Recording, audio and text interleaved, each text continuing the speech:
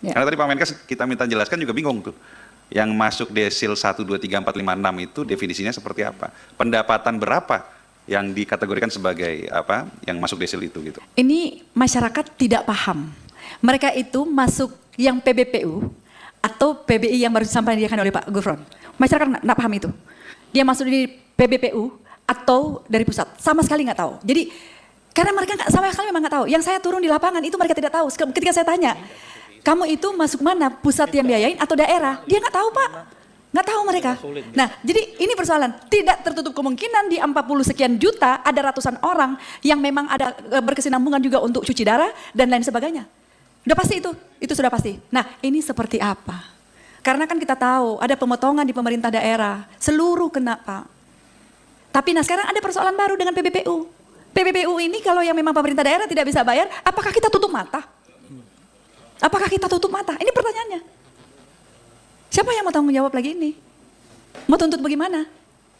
Ini ada beberapa bupati dan wali kota sampaikan, tidak ada kemampuan untuk membayar. Karena saya tanya langsung, kenapa kalian kok bisa putuskan, maaf Bu Ketua kami tidak mampu lagi untuk membayar. Dan saya tegur, kenapa kamu tidak ada pemberitahuan? Jangan seperti itu, kasihan tuh pasiennya. Dan pasien itu tidak tahu kalau dia masuk ke mana. Dia nggak tahu dia PBPU atau dia pusat Pak, nggak tahu mereka.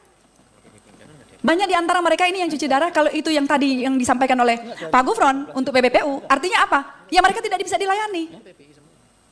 Di mana negara? Ada yang masuk, baru Meliana contohnya, bahwa ini ada tidak aktif 50%. Ya. Bagaimana itu meskipun pencapaiannya 98,98% lebih lah sesuai dengan RPJMN gitu. Itu saya kira angka nggak benar Bu, 50% itu. Karena apa? Ya BPS itu bilang 79%. Kami sendiri itu kan belum lama ini tanggal 27 memberikan USA Award itu minimum 80% yang aktif. Minimum. Jadi tidak benar kalau 50% dari seluruh peserta itu tidak aktif. Itu tidak benar. Saya nggak tahu dari mana sampaikan itu, tapi yang jelas data kami itu ya sekitar 80-an% yang aktif. Jadi yang tidak aktif itu ya kira-kira 20% lah gitu. Nah, kenapa tidak aktif? Justru itu, mereka itu sebetulnya ada yang bisa Bu kalau bayar iuran, tapi punya tunggaan.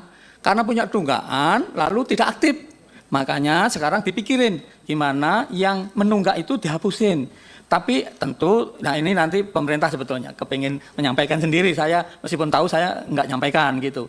Jadi intinya adalah bahwa sekali aja, jangan sampai orang yang mampu, wah besok nunggak paling dibutuhkan lagi gitu, enggak, itu hanya sekali rencananya, kebijakan itu sekali aja, kecuali yang berlangsung terus itu yang sudah meninggal itu ya dihapus terus, orangnya sudah meninggal gitu ya saya kira demikian. Kalau ada yang ingin dijawab lagi akan kami jawab.